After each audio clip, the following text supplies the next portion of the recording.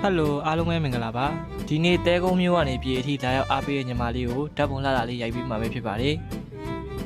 နေရာလေးကတော့တာယာရွှေပြည်အရှိကတောင်ကုန်းလေးပေါ်မှာရိုက်မှာပဲဖြစ်ပါတယ်ရာသီဥတုကတော့မိုးအုံနေပါတယ်မနေ့ညကတော့မိုးတွေတဲထားပါတယ်ဒါကတော့ဓာတ်ပုံရိုက်ဖို့အတွက်ပြင်ဆင်နေကြတဲ့နှစ်ယောက်ပါ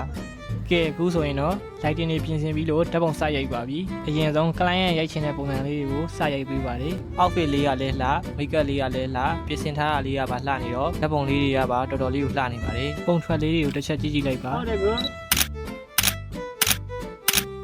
ပုံလေးတွေကိုတော့မကြခင်ကျွန်တော်ရဲ့ Facebook page မှာအပြည့်စုံတင်ပေးပါမယ်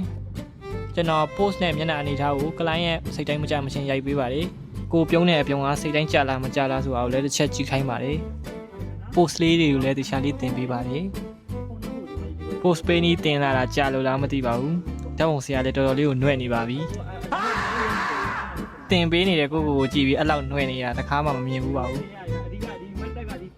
ညကမိုးရွာထားတော့မျက်တီကတော့နည်းနည်းစိုးနေပါတယ်လူလဲတဲ့အခါစိုးမှစိုးလို့အောက်မှာ reflector တော့ခံထားပါတယ်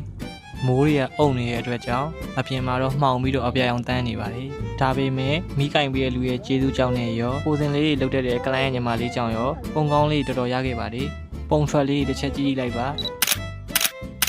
အဲ့တော့ကျွန်တော်ရဲ့ vlog လေးကဒီလောက်ပါပဲနောက်ထပ် vlog တွေနဲ့ပုံလှလှလေးတွေလည်းလာဖို့ရှိပါတယ်ကျွန်တော်တို့ပြန်တွေ့ကြပါမယ်အားလုံးပဲကျမ်းမာရှင်လန်းပါသည် Dream Traveler ဒီတီးရပါ